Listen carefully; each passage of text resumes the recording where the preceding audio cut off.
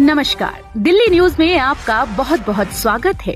चलिए देखते हैं आज की 15 फटाफट बड़ी खबरों को। दिल्ली मेट्रो फेज 4 का परिचालन जनकपुरी पश्चिम से आरके आश्रम कॉरिडोर तक जल्द होगा शुरू। दिल्ली मेट्रो फेज 4 के जनकपुरी पश्चिम आरके आश्रम कॉरिडोर के 2.5 किलोमीटर के हिस्से पर मेट्रो सेवा जल्द शुरू हो जाएगी। इसके लिए दिल्ली मेट्रो रेल कॉर्पोरेशन को मेट्रो रेल सुरक्षा आयुक्त से मंजूरी मिलने का इंतजार है। CMRS की हरी झंडी मिलती मेट्रो जनकपुरी पश्चिम से कृष्णा पार्क एक्सटेंशन के बीच चलने लगेगी। यह कॉरिडोर फेज 4 के तहत बन रहे 29 किलोमीटर लंबे जनकपुरी पश्चिम आरके आश्रम कॉरिडोर का हिस्सा है। MI-17 से 50 यात्रियों को निकाला गया सुरक्षित। रेस्क्यू में मौसम बन रही बाधा। भारतीय सेना के MI-17 हेलीकॉप्टर से केदारनाथ से 50 यात्रियों को चारधाम हेलीपैड लाया गया। यहां से अभी सभी यात्रियों को उनके गंतव्य के लिए रवाना किया जा रहा है। खराब मौसम के कारण 2 दिनों में MI-17 सिर्फ 3 शटल कर पाया है, जबकि गौचर हवाई पट्टी पर चीनूक हेलीकॉप्टर उड़ान नहीं भर पाया है। दोनों हेलीकॉप्टर के साथ सेना का 20 सदस्यीय दल तैनात है। वक्फ बोर्ड की संपत्ति पर नियंत्रण के लिए आज संसद में बीजेपी ला सकते हैं विधेयक। केंद्र सरकार वक्फ बोर्ड की संपत्तियों पर नियंत्रण के लिए विधेयक ला सकती है, ऐसी खबरें सामने आई हैं। इसी को लेकर ऑल इंडिया इमाम ऑर्गेनाइजेशन के चीफ इमाम डॉक्टर इमाम उमर अहमद LIC ने कहा, शोधन उस प्रक्रिया का हिस्सा है जो समय समय पर होती रहती है। वक्फ एक्ट में पहले भी संशोधन किए गए। इस बात का ध्यान रखा जाना चाहिए कि वक्फ की गरिमा को ठेस न पहुंचे। संशोधन करना समय की मांग है और इस पर राजनीति नहीं होनी चाहिए, इस पर चर्चा होनी चाहिए। बैंक कर्मचारियों के लिए 5 दिन का होगा सप्ताह। बैंक कर्मचारी लंबे समय से 5 दिनों के सप्ताह की मांग कर रहे हैं। मार्च में खबर आई कि 5-डे वर्क वीक को लेकर सारी बाधाएं दूर हो गई हैं। अब सिर्फ वित्त मंत्रालय की मंजूरी का इंतजार है। हालांकि अब तक इस पर कोई अपडेट नहीं है। इसी बीच SBI के चेयरमैन दिनेश खारा से इस बारे में सवाल किया गया तो उन्होंने कहा, यह इस मीटिंग का मुद्दा नहीं है। अभी बैंक कर्मचारियों को महीने के 2 सप्ताह 2 छुट्टियां मिल गई हैं। दिल्ली NCR में तेज हवाओं के साथ बारिश को लेकर येलो अलर्ट जारी। दिल्ली NCR के कई हिस्सों में रविवार को तेज हवाओं के साथ बारिश हुई, जिससे लोगों को उमस से राहत मिली। नोएडा में तेज आंधी के साथ बारिश दर्ज की गई है। दिल्ली के कुछ हिस्सों में भी तेज हवाओं के साथ बारिश हुई। दिल्ली लोक निर्माण विभाग ने कहा है कि उसे दक्षिण मध्य और रोहिणी क्षेत्रों से जलभराव और पेड़ उखड़ने की 5 शिकायतें मिली। मौसम विभाग की माने तो दिल्ली NCR के इलाकों में एक बार फिर जोरदार बारिश का मौसम बन रहा है। IMD की माने तो अगले 2 दिनों के दौरान दिल्ली में भारी बारिश तो नहीं होगी। कहीं गाद तो कहीं बलबाद। दिल्ली के नालों का हाल देखकर LG बोले, भयावह और शर्मनाक। बारिश के मौसम में जलभराव और नालों में जमी गंदगी दिल्ली के लोगों के लिए बड़ी मुश्किलें खड़ी कर रही है। ओल्ड राजेंद्र नगर के एक कोचिंग के बेसमेंट में डूबने से 3 छात्रों की मौत के बाद दिल्ली का जलभराव अब राजनीतिक मुद्दा बन गया है। दिल्ली सरकार और उपराज्यपाल आमने सामने। दिल्ली के LG ने रविवार को कई इलाकों का दौरा किया और गंदगी से जाम पड़े नालों की सफाई के निर्देश दिए। दिल्ली नगर निगम का एक्शन। 39 संपत्तियों को किया सील, जारी रहेगी कार्रवाई। भवन निर्माण के नियमों के उल्लंघन को लेकर दिल्ली नगर निगम ने 5वें दिन दिल्ली से 39 संपत्तियों को सील किया है। इसमें संपत्तियों में फायर NOC न होने से लेकर बेसमेंट में नियमों का उल्लंघन कर गतिविधियां संचालित की जा रही थी। वहीं कार्रवाई के दौरान सेंट्रल जोन में 14 तो पश्चिमी जोन में 23 और नवजगढ़ जोन में 3 कोचिंग सेंटरों के बेसमेंट सील किए गए हैं। निगम के सीलिंग अभियान के दौरान 6 कोचिंग सेंटर खाली मिले, फिर भी संपत्तियों को निगम ने सील कर दिया। जो कोचिंग सेंटर सील किए गए उसमें विद्यापीठ फिजिक्स वाला coaching centre, Dwarka LN coaching centre और किड्स जोन कोचिंग सेंटर शामिल है। स्वास्थ्य मंत्री सौरभ भारद्वाज ने डॉक्टरों की भर्ती को लेकर LG पर लगाया गंभीर आरोप। दिल्ली के स्वास्थ्य मंत्री सौरभ भारद्वाज ने रविवार को आरोप लगाया कि उन्होंने सरकारी अस्पतालों में डॉक्टरों की कमी के बारे में उपराज्यपाल VK सक्सेना को कई बार पत्र लिखा है, लेकिन उनके पत्रों पर कोई कार्रवाई नहीं की गई है। इस आरोप पर उपराज्यपाल कार्यालय की ओर से तत्काल कोई प्रतिक्रिया नहीं आई है। भारद्वाज ने कहा कि डॉक्टरों और टेक्नीशियनों की भर्ती LG के अधिकार क्षेत्र में आती है। उन्होंने कहा, मैंने उन्हें कई बार लिखा है लेकिन कोई कार्रवाई नहीं हुई है। मैं पिछले साल मार्च में स्वास्थ्य मंत्री के रूप में शामिल हुआ था और डॉक्टरों की 292 रिक्तियों और विशेषज्ञों की 234 रिक्तियों को भरने के लिए अप्रैल में उन्हें लिखा था। मैंने सुझाव दिया कि भर्ती के बाद से UPSC में समय लग रहा है।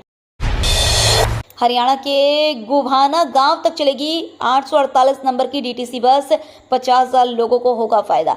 दिल्ली के मंत्री कैलाश गहलोत ने रविवार को हरियाणा के गोभाना गांव के लिए 848 के विस्तारित रूट पर बस को हरी झंडी दिखाकर रवाना किया।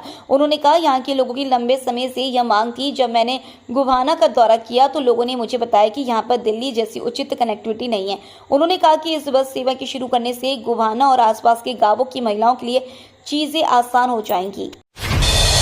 दिल्ली में 8,280 इलेक्ट्रिक बसें अगले साल सड़कों पर उतरेंगी। प्रदूषण पर वार के लिए दिल्ली सरकार ने इलेक्ट्रिक बसों के माध्यम से बड़ा प्रयास शुरू किया है। सरकार दिसंबर 2025 तक सालाना 4,67,000 टन कार्बन डाइऑक्साइड उत्पन्न होने से रोकेगी। इसके लिए दिल्ली में 8,280 इलेक्ट्रिक बसें अगले साल सड़कों पर उतारी दी जाएंगी। अगर हम प्राकृतिक तरीके से इतनी कार्बन डाइऑक्साइड कम करने की बात करें तो इसके लिए 1,87,00,000 पेड़ लगाने पड़ेंगे। इस लक्ष्य के साथ दिल्ली इलेक्ट्रिक बसों के सबसे बड़े बेड़ा वाला दुनिया का पहला शहर भी बन जाएगा। दिल्ली में भाजपा की पहल, तस्करी के खिलाफ जागरूकता के लिए निकाली ऑटो रैली। अवैध व्यापार पर लगाम लगाने की पहल भाजपा सांसद प्रवीण खंडेलवाल ने की है। इसके खिलाफ जागरूकता लाने के लिए उनके नेतृत्व में ऑटो रैली निकाली गई। इस मौके पर उन्होंने कहा कि तस्करी से हमारी अर्थव्यवस्था पर बुरा असर पड़ता है। इन स्रोतों से मिलने वाले धन का इस्तेमाल आतंकी गतिविधियों की फंडिंग में किया जाता है। उनका नेटवर्क अभी भी तस्करी के माध्यम से पैसे जुटाने और सक्रिय रहने के प्रयास में है। इसलिए तस्करी विरोधी गतिविधियों के बारे में जागरूकता लाना बेहद आवश्यक है। लद्दाख समेत अन्य जगहों पर छापेमारी में 1 करोड़ का कैश बरामद। क्रिप्टो करेंसी घोटाला मामले में प्रवर्तन निदेशालय ने लद्दाख समेत अन्य राज्यों में कई जगहों पर छापेमारी की। प्रवर्तन निदेशालय ने रविवार को जानकारी देते हुए कहा कि लद्दाख और कुछ अन्य जगहों पर लोगों के साथ फर्जी क्रिप्टो करेंसी के जरिए निवेश कंपनी के संचालकों के खिलाफ छापेमारी की। इस दौरान ईडी को 1 करोड़ रुपए और आपराधिक दस्तावेज जब्त किए गए। राज्यपाल आनंदीबेन पटेल ने देश के पहले एआई आंगनवाड़ी केंद्र का किया उद्घाटन। उत्तर प्रदेश की राज्यपाल आनंदीबेन पटेल ने रविवार को मोटी में देश के प्रथम आर्टिफिशियल इंटेलिजेंस आधारित आंगनवाड़ी केंद्र का उद्घाटन किया। इस दौरान उन्होंने कहा कि नौनिहाल देश का भविष्य है। आने वाले समय में देश के विकास और बच्चों के बेहतर भविष्य के लिए हमें सब कुछ करना चाहिए। जिला कार्यक्रम अधिकारी शशि वाजने ने बताया कि जिले में ऐसे 100 आंगनवाड़ी केंद्र तैयार किए जा रहे हैं। उन्होंने बताया कि यह देश का पहला एआई आधारित आंगनवाड़ी केंद्र है। आंगनवाड़ी केंद्रों पर 1 से 6 साल तक के बच्चों की पढ़ाई की व्यवस्था की जा रही है। इजराइल ने भारत को अलग अंदाज में दी फ्रेंडशिप डे की बधाई, कहा तेरे जैसा यार कहां। इजराइल हमास युद्ध के चलते ईरान से लेकर लेबनान समेत पूरे मध्य पूर्व एशिया में भारी तनाव चल रहा है। कुछ दिनों पहले हमास चीफ इस्माइल हानिया उर्फ इस्माइल हनिये की हत्या ने इजराइल और ईरान के बीच सीधी जंग के खतरे को बढ़ा दिया है।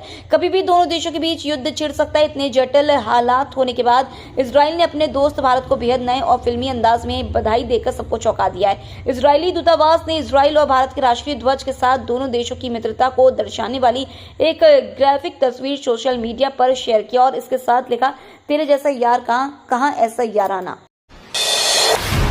इजराइल को हथियार ना दे भारत, राजनाथ सिंह को लेटर लिखकर की गई ये अपील। इजराइल और हमास के बीच चल रहा युद्ध और आक्रामक होता जा रहा है। दोनों ही एक दूसरे पर आत्मघाती हमले कर रहे हैं। 30 जुलाई को लिखे गए एक पत्र में कहा गया है कि इजराइल को किसी भी सैन्य सामग्री की आपूर्ति अंतर्राष्ट्रीय मानवीय कानून के तहत भारत के दायित्वों और भारत के संविधान के अनुच्छेद 51 के साथ अनुच्छेद 21 के जनादेश का उल्लंघन होगा। इसलिए हम आपसे आग्रह करते हैं कि संबंधित निर्यात लाइसेंस रद्द करें और इजराइल को सैन्य उपकरणों की आपूर्ति करने वाली कंपनियों को किसी भी नए लाइसेंस को देना बंद करें। मालदीव में पर्यटकों की कमी के बाद लाइन पर आए मुइज़्ज़ भारत।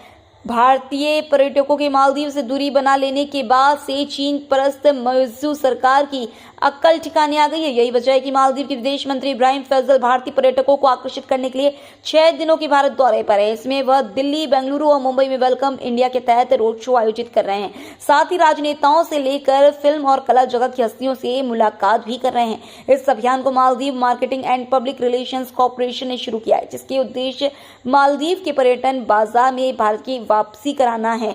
मालदीव की कोशिश भारत को एक बार फिर से टॉप पर लाने की है। भारत ने ब्रिटेन को पेनल्टी शूटआउट में हराया, सेमीफाइनल में बनाई जगह। भारतीय हॉकी टीम ने इतिहास रचते हुए ब्रिटेन को पेनल्टी शूटआउट में हराकर लगातार दूसरी बार ओलंपिक के सेमीफाइनल में जगह बनाई। 4 क्वार्टर की समाप्ति के बाद दोनों टीमों का स्कोर 1-1 से बराबर चल रहा था। दोनों ही टीमों ने निर्धारित समय तक बढ़त लेने की कोशिश की, लेकिन सफल नहीं हो सकी। इसके बाद पेनल्टी शूटआउट का सहारा लिया गया, जिसमें भारत ने 4-2 से ब्रिटेन को मात दी। भारत इस मैच में 10 खिलाड़ियों के साथ खेल रहा था, क्योंकि दूसरे क्वार्टर में अमित रोहिदास को रेड कार्ड दे दिया गया था, जिस कारण वह पूरे मैच से बाहर हो गए थे। हालांकि भारतीय टीम ने हार नहीं मानी और अंत तक ब्रिटेन को कड़ी टक्कर दी।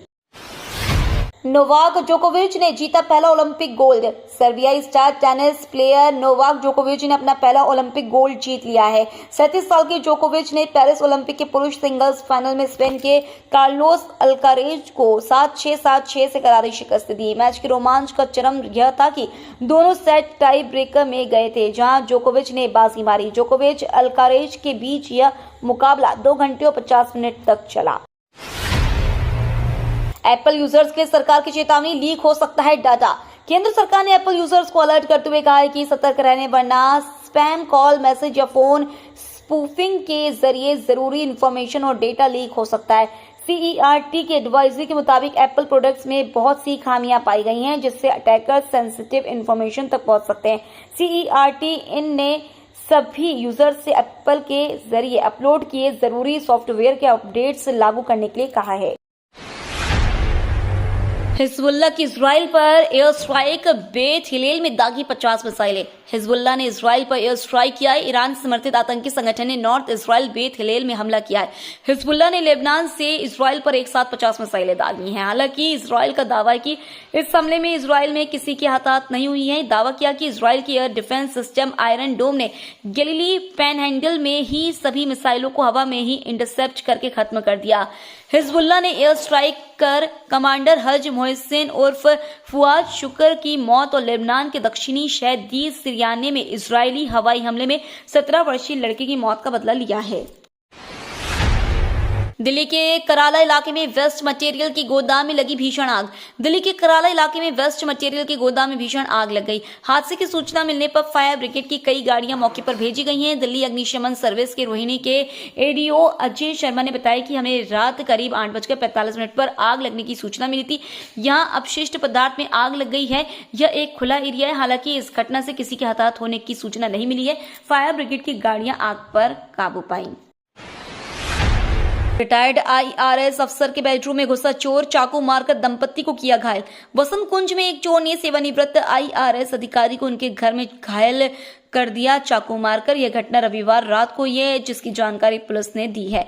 अभय कुमार सिंह और उनकी पत्नी अनुपमा को भी मामूली चोटें आई हैं, जिन्हें एम्स ले जाया गया। प्राथमिक इलाज के बाद उन्हें छुट्टी दे दी गई है। एक अधिकारी ने बताया कि पुलिस ने इस घटना के सिलसिले में शातिर चोर जितेंद्र को गिरफ्तार किया है। CBI का छापा पड़ा तो हटेंगे थानाध्यक्ष, दिल्ली पुलिस कमिश्नर का आदेश। दिल्ली के थानों व चौकियों में आए दिन CBI के छापे पड़ने से पुलिस महकमे में इन दिनों सभी जगह छापे की ही चर्चा हो रही है। इसको लेकर सवाल उठने पर पुलिस आयुक्त संजय अरोड़ा ने अब यह नियम बना दिया है कि जिस थाने अथवा चौकी में CBI के छापे पड़ेंगे, वहां के थानाध्यक्ष का काम देखने वाले ATO या इंस्पेक्टर इन्वेस्टिगेशन को लाइन हाजिर कर दिया जाएगा। पिछले 2 वर्षों से थानों व चौकियों में लगातार CBI के छापे पड़ने पर जब सवाल उठने लगे, तब आयुक्त को कड़ा निर्णय लेना पड़ा है। उन्हें पुराने नियमों को दोबारा लागू करना पड़ा। अधीर चौधरी ने राष्ट्रपति को लिखा पत्र, कहा बंगाल में अराजक स्थिति होने का लगाया आरोप। पश्चिम बंगाल की कांग्रेस नेता अधीर रंजन चौधरी ने राष्ट्रपति द्रौपदी मुर्मू को पत्र लिखकर आरोप लगाया कि पश्चिम बंगाल में अराजक स्थिति है। चौधरी ने साथ ही राज्य में कानून व्यवस्था बहाल करने के लिए राष्ट्रपति मुर्मू से हस्तक्षेप करने की मांग की। पश्चिम बंगाल प्रदेश कांग्रेस कमेटी के अध्यक्ष चौधरी ने इस वर्ष के आम चुनावों के दौरान चुनाव संबंधी हिंसा और पार्टी कार्यकर्ताओं पर कथित हमलों का उल्लेख किया। भारतीय ज्योतिष ने बताई तृतीय विश्व युद्ध की तारीख, कहा इस दिन कयामत पक्की समझो। इजराइल ने जिस तरह तेहरान में घुसकर अपने सबसे बड़े दुश्मन हमास की commander in chief Ismail Haniyeh का कत्ल किया, ईरानी हुकूमत बदले की आग में चल रही है। ईरान के सर्वोच्च नेता अली आयतुल्ला खामेनी अपने सैनिकों को इजराइल पर हमले की चेतावनी भी दे चुके हैं। यूरोप में बिगड़े ताजा हालात एक और विश्व युद्ध का संकेत दे रहे हैं। इस बीच मुस्लिम राष्ट्रों का इजराइल पर धावा बोलने का ऐलान नया संकट पैदा कर रहा है। एक भारतीय ज्योतिष की भविष्यवाणी को बल मिलने लगा है। भारतीय नास्ट्रेडमस के नाम से विख्यात कुशल कुमार ने चेतावनी जारी की है कि दुनिया पर तृतीय विश्व युद्ध का खतरा मंडरा रहा है। उन्होंने बाकायदा कयामत की तारीख भी बता दी। तो ये थी आज की बड़ी खबरें। डेली खबरों से अपडेट रहने के लिए चैनल को सब्सक्राइब करना बिल्कुल न भूलें। धन्यवाद।